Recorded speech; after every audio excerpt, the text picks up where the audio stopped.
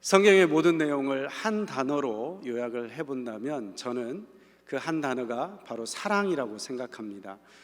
하나님 아버지의 자식을 내어주시기까지 우리를 사랑하셨던 그 큰 희생적인 사랑, 그리고 예수 그리스도의 순종적인 사랑, 성령 하나님의 위로하시고 함께 하시는 사랑, 그래서 성경은 이 사랑으로 표현할 수 있다고 생각합니다.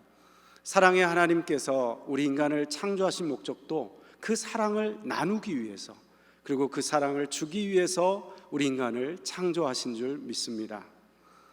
하나님의 속성이 사랑이신 이것 때문에 하나님께서는 우리 인간 속에 이 사랑을 갈구하는, 갈망하는 그런 마음을 주신 것 같습니다. 그래서 모든 믿지 않는 사람들 사이에서도 가요의 모든 핵심적인 내용은 무엇입니까? 사랑을 노래합니다. 사랑을 부르고 사랑을 원하는 그런 가사로 되어 있다는 것을 알게 됩니다. 제가 작년에 참 은혜를 받았던 노래가 있습니다. 그 노래를 들으면서 정말 맞구나 하고 공감을 정말 많이 했던 노래가 있는데, 그 노래가 이렇게 시작합니다. 야야야 내 나이가 어때서 사랑의 나이가 있나요?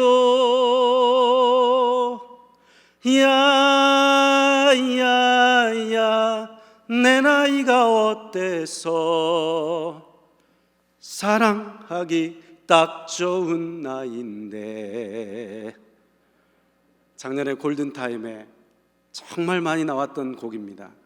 제가 로비에서 울려 퍼질 이 노래를 들을 때마다 맞다, 사랑의 나이가 어디 있는가, 우리가 평생토록 해야 되는 것이 있다면 이 사랑이 아닌가.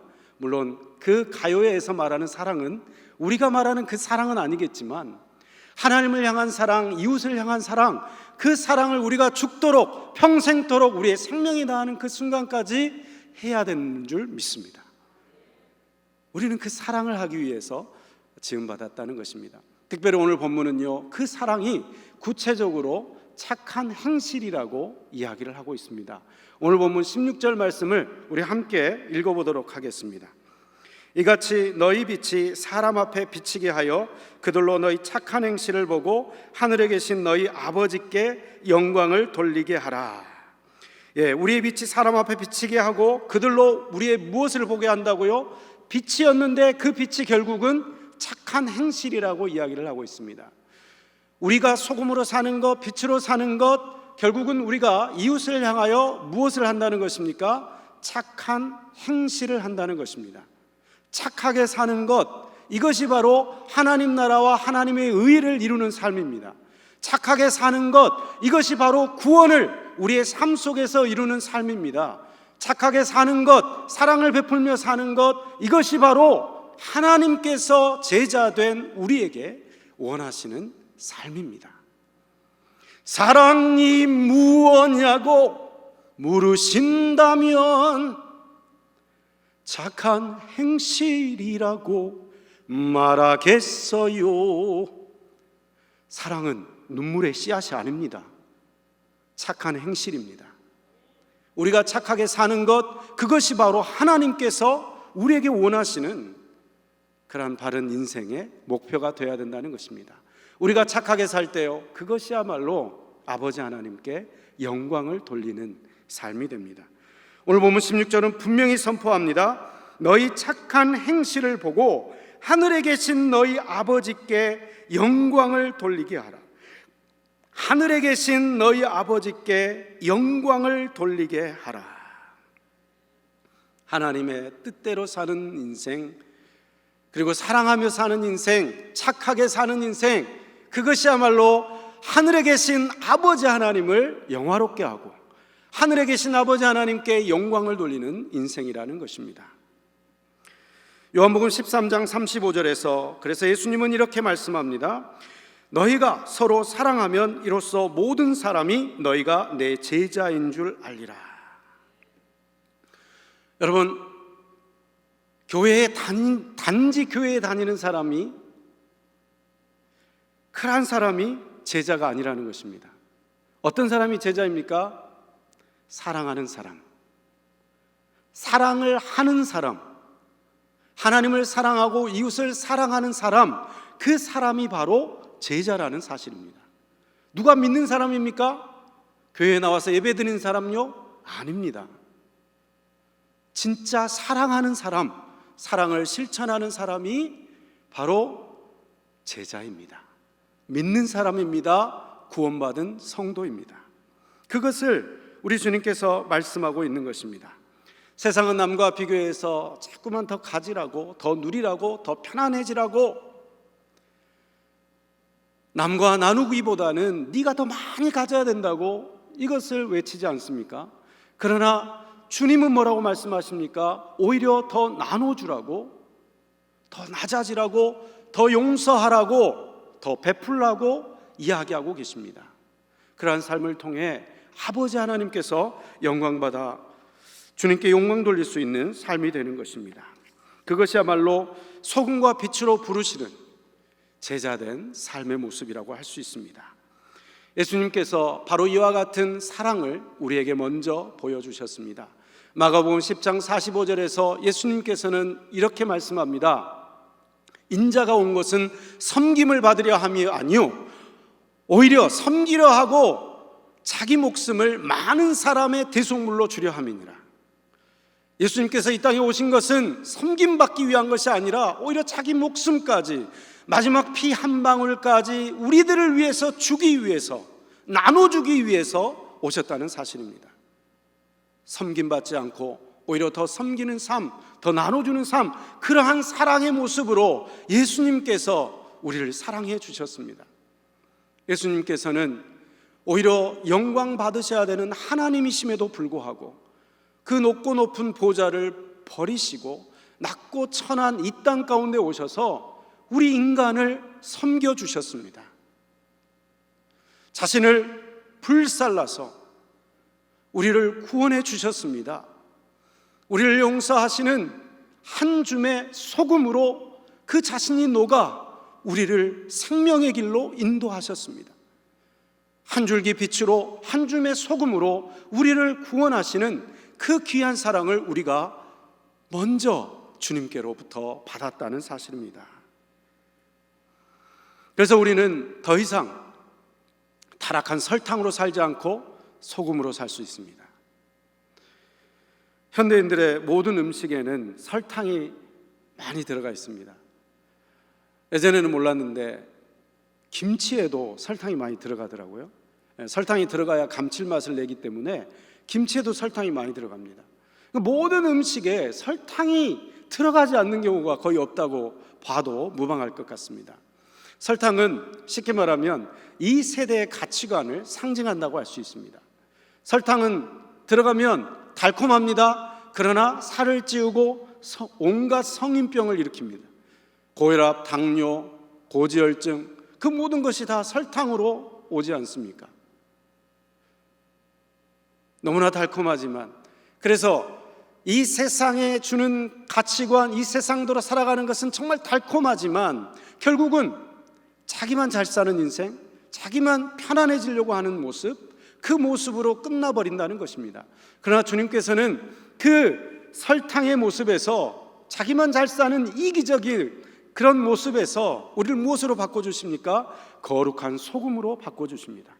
짠 소금으로 바꿔주십니다. 자기를 비우고 자기를 낮추고 남에게 더 양보하고 더 희생하고 남을 더 풍요롭게 해주는, 모두가 다 행복한 인생으로 살아가는 그러한 귀한 소금으로 우리를 바꿔주십니다. 그러한 모습으로 우리를 불러주셨다는 것입니다. 인공적으로 만들 수 없는 맛이 바로 소금입니다. 설탕은 사카린이라든지 합성적인 그런 물질로, 인공적인 물질로 맛을 만들 수 있다고 합니다. 그러나 소금은 그 어떤 것으로도 만들 수가 없습니다. 하나님이 만드셔야 됩니다. 아닌데요, 간장도 짠데요, 간장 소금으로 만듭니다.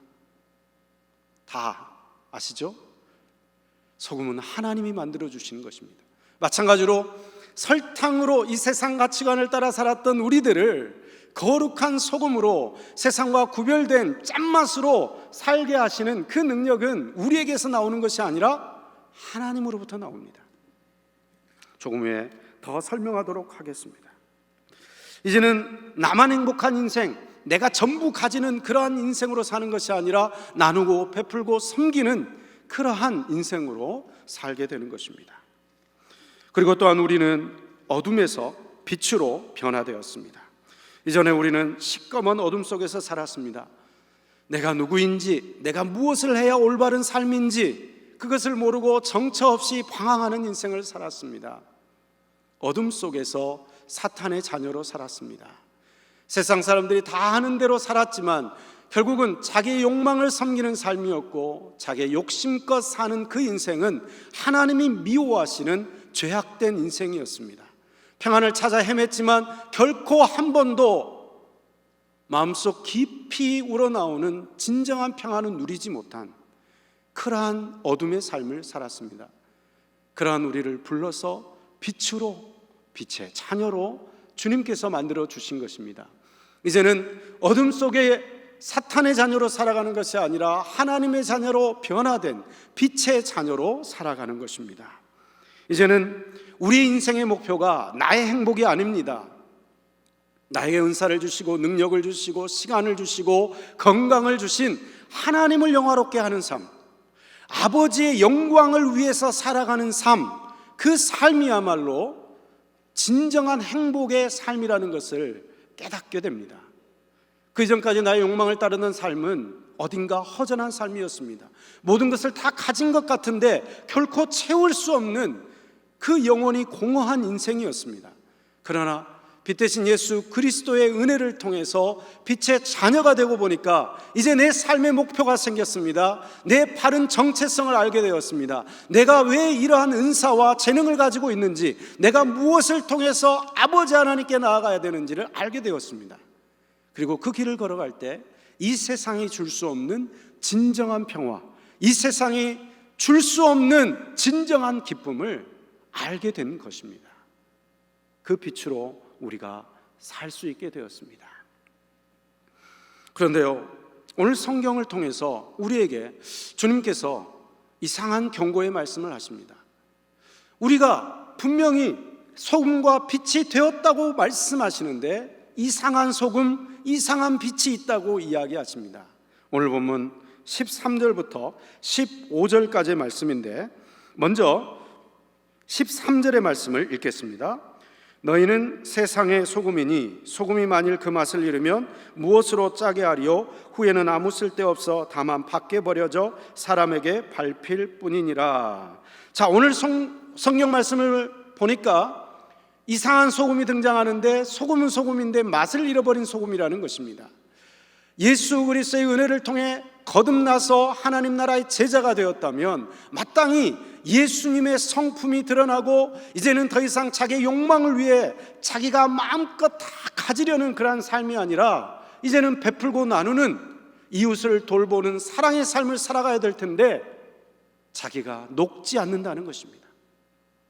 자기가 녹고 자기가 나눠주고 자기가 희생해서 이웃에게 이 사랑을 전달해 줘야 되는데, 거룩한 짠맛으로 이 세상을 변화시켜야 되는데 자기가 녹지 않는 것입니다.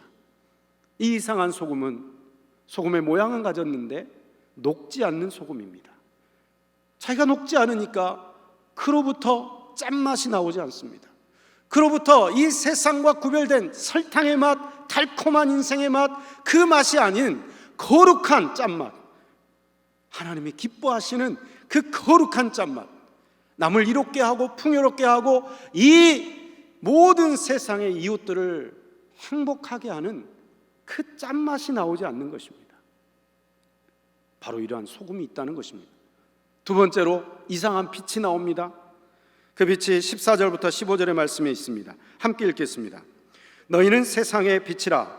산 위에 있는 동네가 숨겨지지 못할 것이요, 사람이 등불을 켜서 말 아래에 두지 아니하고 등경 위에 두나니 이러므로 집안 모든 사람에게 비치느니라.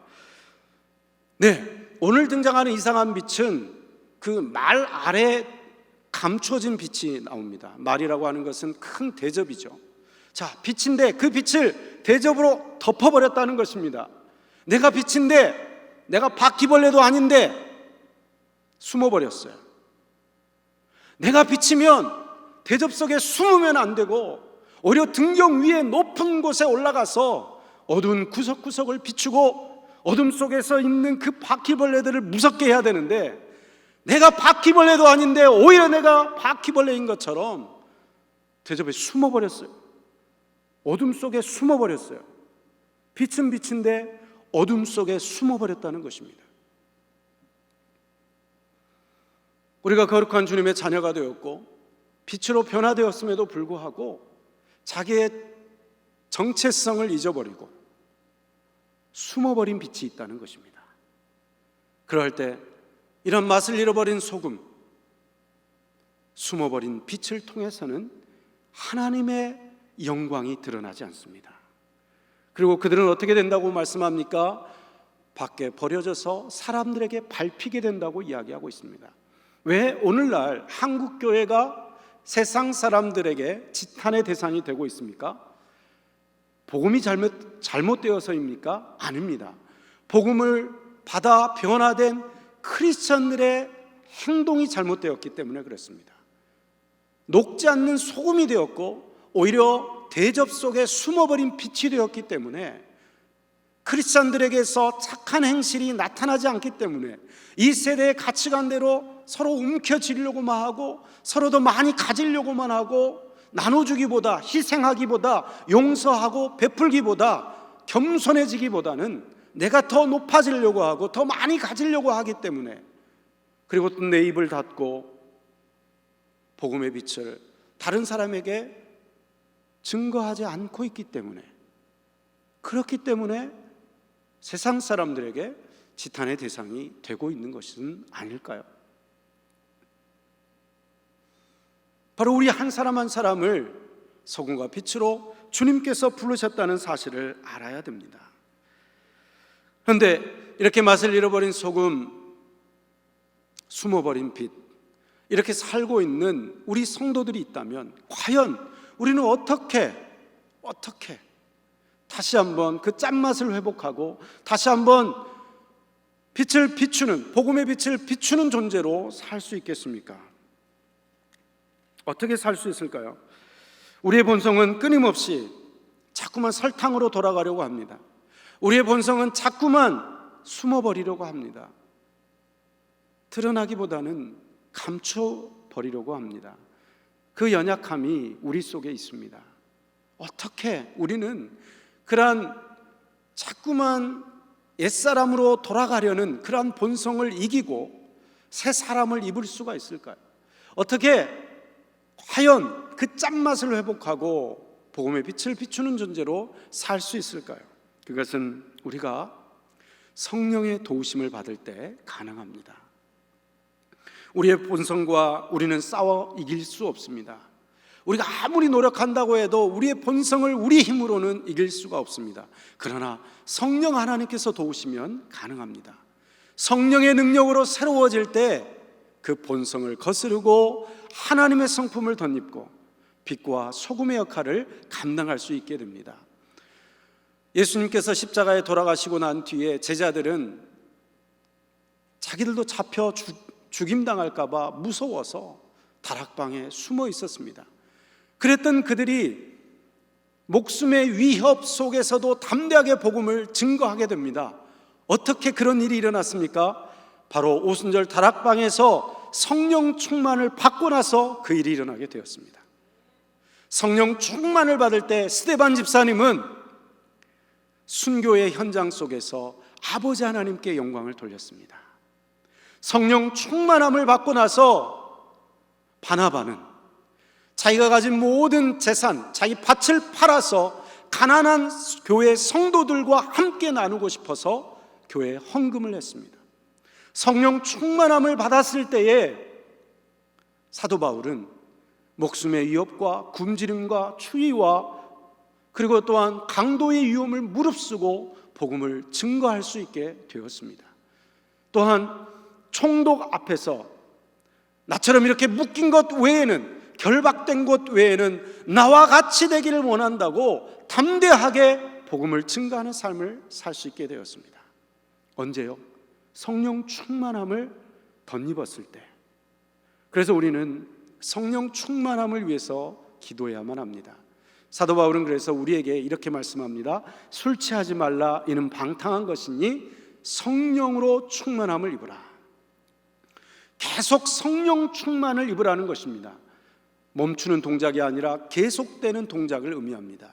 매일매일 성령으로 충만해지는 삶을 살아갈 때에 우리는 본성을 거슬러서 하나님의 능력대로 쓰임받을 수가 있고 하나님 아버지의 영광을 위한 인생을 살아갈 수 있는 것입니다.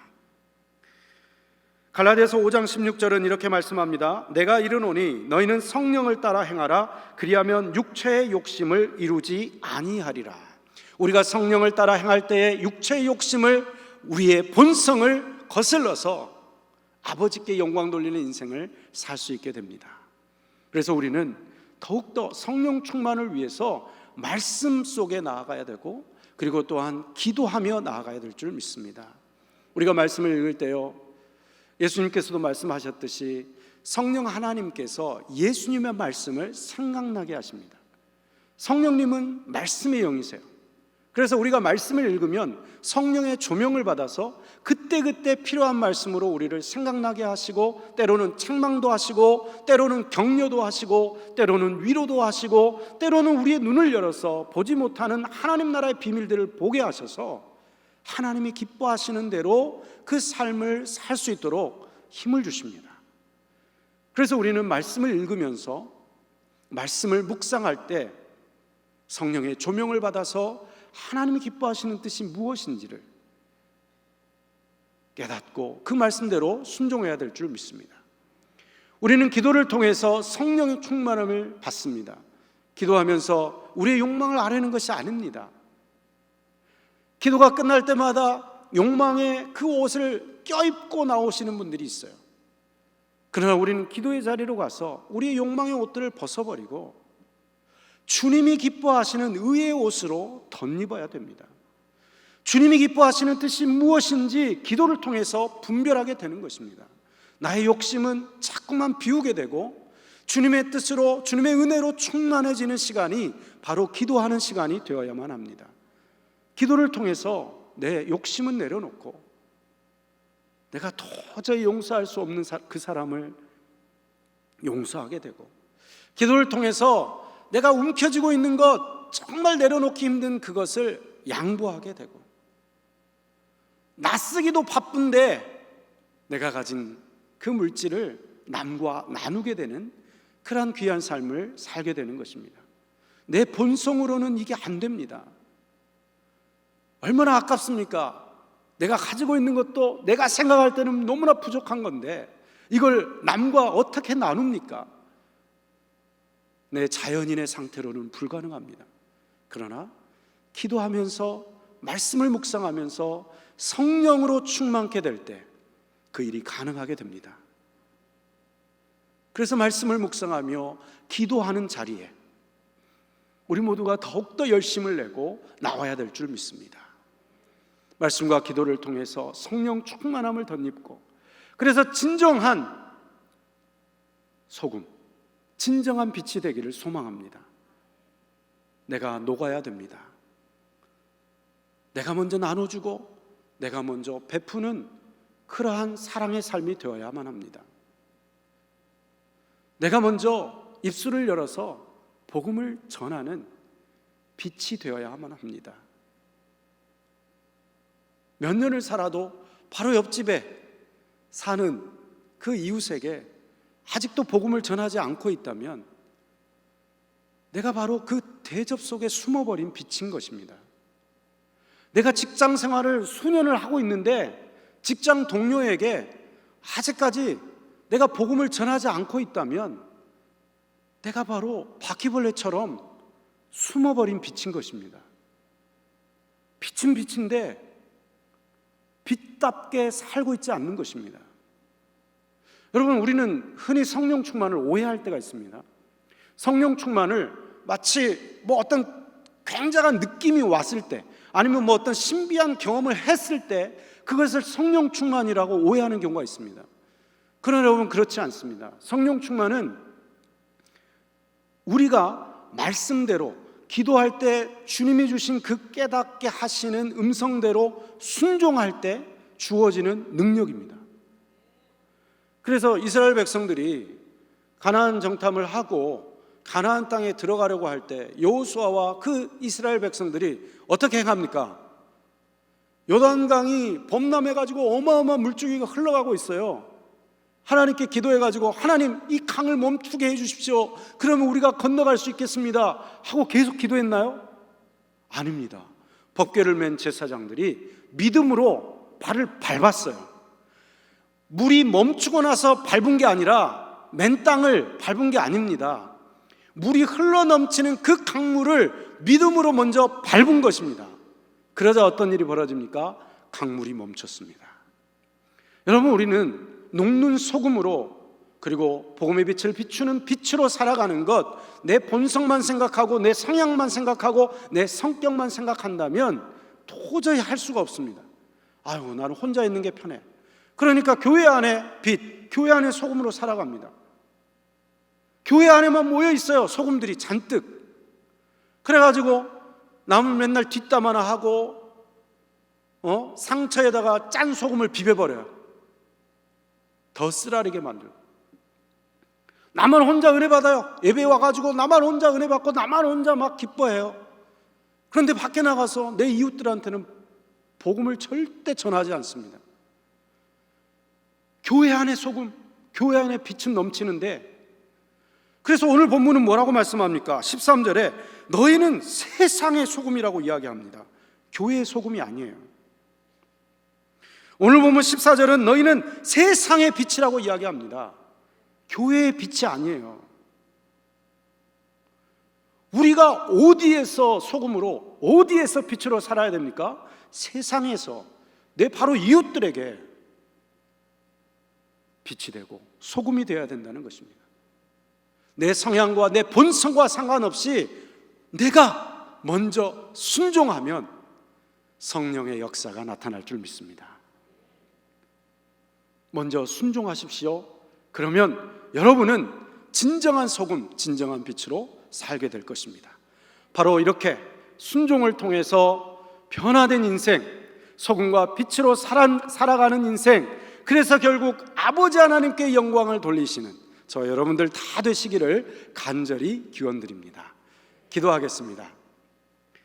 사랑과 은혜가 충만하신 아버지 하나님, 저희 한 사람 한 사람을 불러서 소금 되게 하시니 감사합니다. 빛이 되게 하시니 감사합니다. 그런데 저희가 세상의 소금, 세상의 빛으로 살지 못했음을 회개합니다. 주님 용서하여 주시옵소서. 이제는 저희가 용기를 내어서 순종하며 살게 하여 주옵소서. 소금이 되게 하여 주옵소서. 빛이 되게 하여 주옵소서. 순종해서 착한 행실로 사랑하는 삶이 되게 하여 주옵소서. 늘 성령 하나님께서 함께 하시고 권능으로 도와주시고 함께 인도하여 주시옵소서. 그래요, 주님께 영광 돌리고 아버지 하나님께 영광 돌리는 귀하고 복된 인생들 다 되게 하여 주옵소서. 이 모든 말씀을 예수 그리스도의 이름으로 기도하옵나이다. 아멘.